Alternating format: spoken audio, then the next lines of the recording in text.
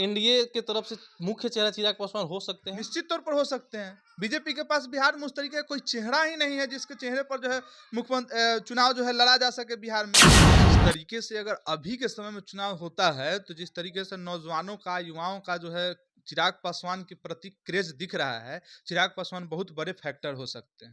यही चिराग पासवान है जो नीतीश कुमार को जो है जमीन पर लाके खड़ा कर दिया था। नहीं देखे थे 20 वाला चुनाव में क्या हाल किया था जेडीयू का। तकरीबन जो है 3 दर्जन सीट पर जो है एलजेपी दूसरे नंबर पर रहा है। याद रखिए, बीजेपी सीट भले ही लोजपा को कम दे लेकिन चेहरा चिराग पासवान को बना सकते हैं, क्योंकि बीजेपी के पास कोई बड़ा चेहरा नहीं। अगर चिराग पासवान को चेहरा बनाती है तो उसको दलितों का बहुत बड़ा जो है समर्थन प्राप्त हो जाएगा। नमस्कार, रिपब्लिक बिहार देख रहे हैं आप। मैं हूं आपके साथ सुंदर कुमार। देखिए, 2024 के आगाज होने वाला है और बिहार की राजनीति में अब कहा जा सकता है कि कहीं ना कहीं काफी उथल पुथल मची हुई है। ललन सिंह के द्वारा इस्तीफा दे दिया गया है, जदयू के राष्ट्रीय अध्यक्ष नहीं है। कल गिरिराज सिंह ने एक बड़ा दावा किया था कि तय समय से पहले बिहार में विधानसभा चुनाव हो भी सकता है। यह संकेत गिरिराज सिंह के तरफ से आया। अगर यह समीकरण बनता है तो बिहार में क्या कुछ घटित होगा, इसी पे हम चर्चा करेंगे। तमाम राजनीतिक पार्टियां जो है वो क्या कुछ तैयारियां करेगी आने वाले दिनों में। हमारे साथ बात करने के लिए हमारे सहयोगी अभिषेक हैं। अगर तय समय से पहले जिस प्रकार से स्थिति उत्पन्न हुई है, अगर आरजेडी के साथ जेडीयू अगर सरकार किसी भी कारण से टूट जाती है और आरजेडी जो है बहुमत नहीं दिखा पाएगी और सरकार जब गिरती है तो चुनाव का माहौल बनेगा, क्या कुछ समीकरण रहेगा, कौन इस रेस में आगे निकल सकता है? देखिए, जिस तरीके से अगर अभी के समय में चुनाव होता है तो जिस तरीके से नौजवानों का युवाओं का जो है चिराग पासवान के प्रति क्रेज दिख रहा है, चिराग पासवान बहुत बड़े फैक्टर हो सकते हैं। क्योंकि लगातार जिस तरीके से चिराग पासवान मेहनत कर रहे हैं, जनता के बीच में जा रहे हैं और लोगों का उनके प्रति जो है रुझान भी काफी बढ़िया रहा है, इसको लेकर के चिराग पासवान भी काफी गदगद है। और भाजपा भी चिराग पासवान के ऊपर दांव लगा करके दलित कार्ड खेल सकती है।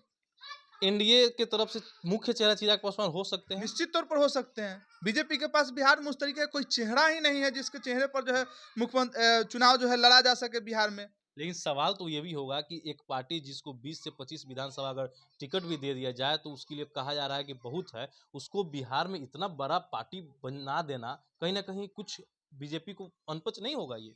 काहे अनपच होगा? वही चिराग पासवान है जो नीतीश कुमार को जो है जमीन पर लाके खड़ा कर दिया था। नहीं देखे थे 20 वाला चुनाव में क्या हाल किया था जेडीयू का।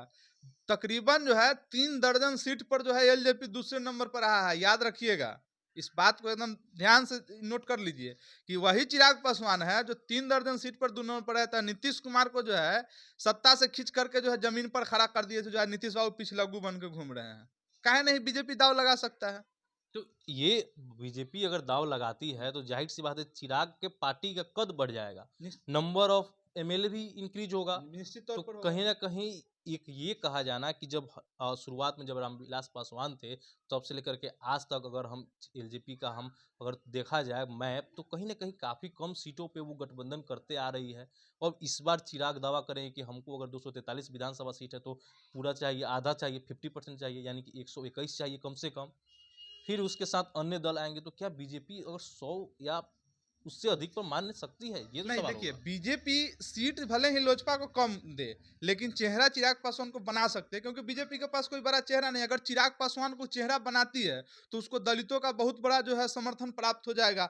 जैसा कि आप देख सकते हैं बिहार में उनको स्वर्णों का समर्थन प्राप्त है, अति पिछड़ों का समर्थन प्राप्त है। और दलित जब आ जाएगा तो दलितों की संख्या जो है आप देखिए रहे हैं कि 17-18% है, तो एक बहुत बड़ा वोट बैंक जो है चलिए, और भी एनडीए के राजनीतिक पक्ष में आ पार्टियां उस पर जाएगा। भी थोड़ा बहुत हम लोग टिप्पणी कर बिल्कुल। लेते हैं। मुकेश सहनी कहाँ जाएंगे? मुकेश सहनी का देखिए निश्चित तौर पर वो लगातार जो है हर कार्यक्रम में जो है केंद्र सरकार के खिलाफ बोलते रहे हैं, तो देखिए देख समझिए सकते हैं कि किशोर जाएंगे। उनका सीधा निश्चित तौर पर जो है उनका इशारा जो है इंडिया गठबंधन की तरफ है।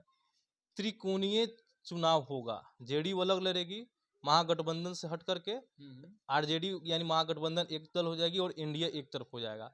तो कहीं न कहीं ये पॉसिबल है कि कोई एक दल बहुमत का आंकड़ा पार करे। फिर तो ये कहीं न कहीं कि जे भाजपा हो या राजद हो, किसी न किसी से तो गठबंधन करना पड़ेगा आने वाले दिनों में। सरकार फिर हमको नहीं लगता कि बन पाएगी अगर इस कंडीशन में चुनाव हो तो। नहीं देखिए, उधेड़-बुन तो बिहार की राजनीति में हमेशा से होते रहा है। एक दौर वो भी था जब रामविलास पासवान के जो है तकरीबन जो है 2 दर्जन विधायक जीते हुए थे, जिस समय वो सत्ता का चाबी लेकर के घूमते थे। बिहार में तो हम ऐसा देखा गया है पहले भी, और आगे भी भविष्य में अगर कुछ कहा जाए तो मतलब अनपच वाली बात नहीं है।